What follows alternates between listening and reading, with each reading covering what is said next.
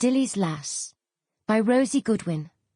Narrated by Charlie Sanderson. Chapter 1. Mill House, Nuneaton, February 1919. Mrs. Peggs had just settled down to enjoy a well-earned cup of tea, when Gwen, the young maid, entered the kitchen to tell her, "There's someone at the front door asking to see you, cook." Mrs. Peggs raised her eyebrows. "To see me?" she asked in amazement. "Aye, it's a lady with a little boy.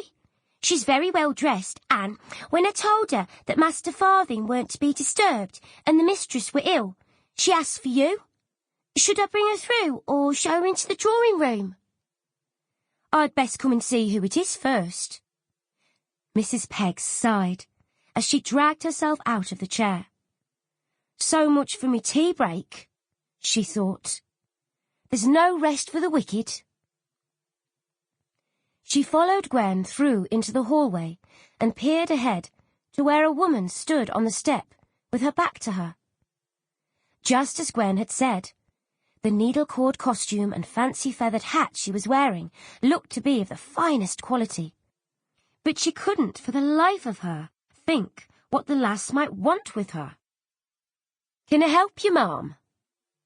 Her voice cut through the silence, and as the woman turned towards her, still gripping the hand of the child at her side, Mrs. Peggs' eyes almost popped out of her head. "Good God, if it ain't our Bessie! But just look at you! I wouldn't have recognised you, lass. Why, you look grand." "Hello, Mrs. Peggs." The woman was amazed to find that Bessie not only looked different, but she sounded different too.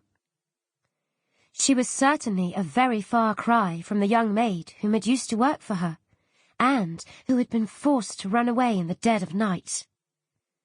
But the kindly cook didn't want to think about that for now. She was just delighted to see the girl whom she had once looked upon almost as a daughter. Her glance then fell to the little boy, who was staring up at her from eyes that looked exactly like his father's. Her stomach flipped. The child must be about 3 years old now, if her calculations were right. "And who might this bonny little fella be, then?" She tried to keep her voice light.